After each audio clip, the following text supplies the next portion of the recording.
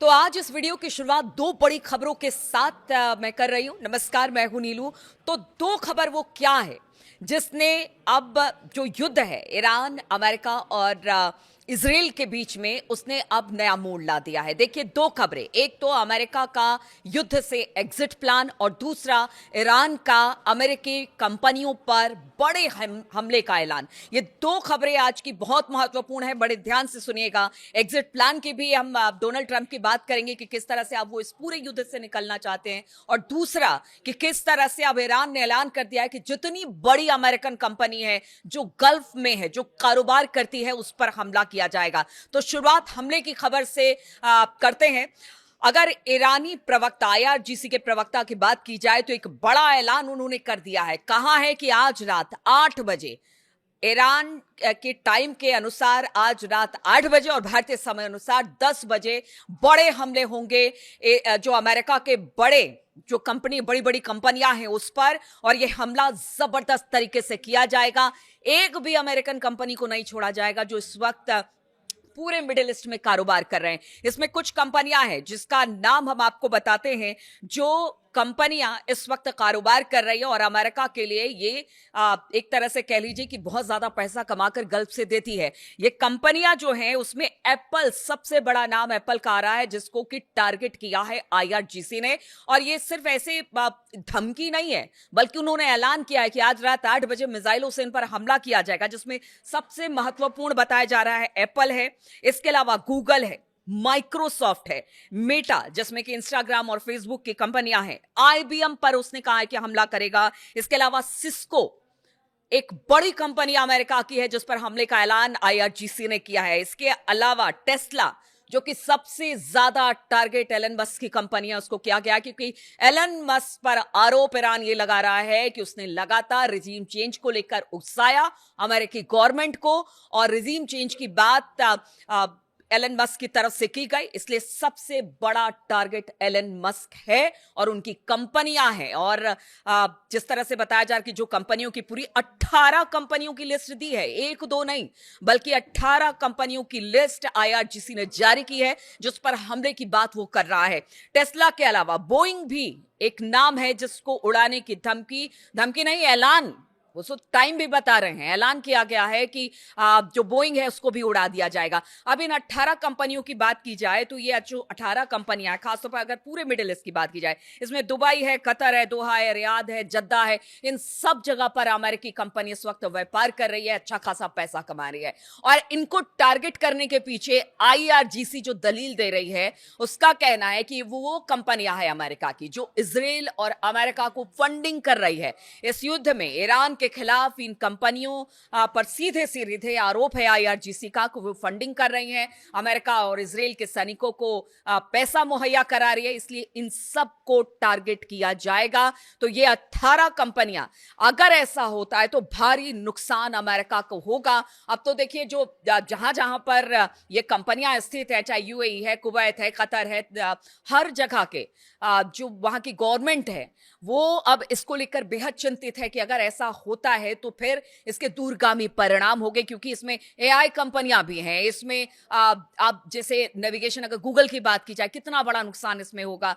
अब तो ये भी कहा जा रहा है कि जितने भी देश हैं वो अब चाइना की तरफ देख रहे हैं, शी जिनपिंग को कह रहे हैं कि आप ईरान को समझाइए कि वो इस तरह से कंपनियों को निशाना ना बनाए, और किसी तरह का अगर नुकसान होता है तो इसका खामियाजा पूरी दुनिया को भुगतना पड़ेगा। यानी शी जिनपिंग को बात करने को ईरान को कह रही है, ये जो तमाम मुल्क है उनके नुमाइंदों जो है वो कह रहे हैं। लेकिन आईआरजीसी ने कह दिया है कि हमला हम करेंगे। अब देखना होगा कि इसको लेकर किसी तरह का बयान क्या अमेरिका की तरफ से आता है। लेकिन ये जो 18 कंपनियां निशाने पर है, रात के 8 बजे का अल्टीमेटम दिया गया है आईआरजीसी की तरफ से, तो क्या हमला इन कंपनियों पर होगा और इसके क्या परिणाम होंगे? क्योंकि आज से पहले जब भी आईआरजीसी ने जहां कहीं भी ऐलान किया है, चाहे वो सिटी बैंक हो, वहां पर भी हमले की तस्वीर देखी थी, किस तरह से एक मिसाइल गिरती है और जबरदस्त नुकसान होता है। उसी तरह से अगर अमेजॉन के दफ्तर की बात की जाए तो वहां पर भी किस तरह से ड्रोन गिराया गया, अमेजॉन के दफ्तर को भी नुकसान काफी हुआ था।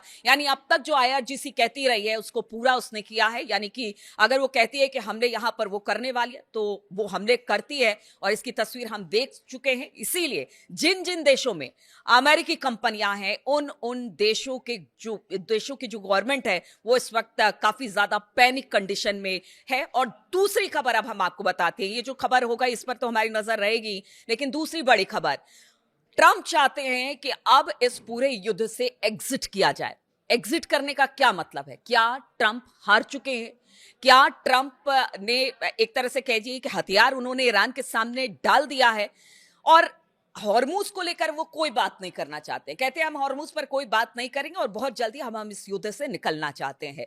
तो क्या हॉर्मूज पर बात नहीं करेंगे और किसी तरह से अब वो कह रहे हैं कि इस युद्ध से बहुत जल्दी निकल जाएंगे? और ये भी खबर आ रही है कि ट्रंप की तरफ से एक बड़ा ऐलान होगा, वो भी ईरान को लेकर होगा। अब ये ऐलान क्या होगा? क्या ट्रंप ईरान को लेकर कोई बड़ा ऐलान इसलिए कर सकते हैं क्योंकि जिस तरह की बातें वो कर रहे हैं कि अब वो युद्ध नहीं चाहते हैं, अपने ही घर में घिरे हुए हैं, उनके जितने शहर हैं, उनकी जितने प्रांत हैं, वहां पर लोग सड़कों पर उतरे हुए हैं और नो किंग की बात कह रहे हैं। अब ऐसे में उन्हें लगता है, और दूसरी तरफ अगर ये 18 कंपनियों को आज रात टारगेट किया गया तो आप समझिए कि ट्रंप की स्थिति क्या होगी। तो इन्हीं सब चीजों को सोचकर क्या ट्रंप ये कह रहे हैं कि अब इस युद्ध से हमें निकलना है और नुकसान नहीं? क्या अफगानिस्तान वाला हाल होगा कि जो अमेरिकी सेना है वो भाग खड़ी होगी ईरान की तरफ से, और फिर एक तरह से कह लीजिए कि जो एक महाशक्ति वाली बात थी अमेरिका की, वो तो सब चकनाचूर हो जाएगी। जो उसने एक ऑरा अपना बना रखा था ना अमेरिका ने, वो सब खत्म हो जाएगा अगर ट्रंप हथियार डालते हैं तो कल सुबह 6 बजे क्या ऐलान अमेरिका और ट्रंप करने वाले हैं ईरान को लेकर? क्या वो कहेंगे कि अब यहां से युद्ध खत्म हुआ, और कोई ना कोई बहाना ट्रंप बना देंगे? वो बहाना क्या होगा? सबको उसी का इंतजार है, क्योंकि हर बार अगर ट्रंप किसी तरह से बैकफुट पर आते हैं तो वो कोई एक बड़ा सा बहाना दे देते हैं और दुनिया को ये बताने की कोशिश करते हैं कि देखिए ये वजह थी तो हम यहां से निकल गए। लेकिन क्या जो बहाना ईरान को लेकर जो युद्ध अमेरिका और इजराइल ने छेड़ा, वो जो बहाना बनाएंगे, उससे क्या जो छवि अमेरिका की खराब होगी अगर इस युद्ध से ये लोग निकलते हैं या बैकफुट पर आते हैं, तो वो बहाना मुफीद होगा? या फिर एक्सपर्ट ये भी मान रहे हैं क्या ये ट्रंप की एक और चाल है कि वो यहां से निकलने की बात कर रहे हैं? तो देखिए आने वाले समय में बहुत कुछ होने वाला है और इस पर लगातार मेरी नजर बनी रहेगी। बहुत बहुत शुक्रिया मेरे साथ इस वीडियो में जुड़ने के लिए।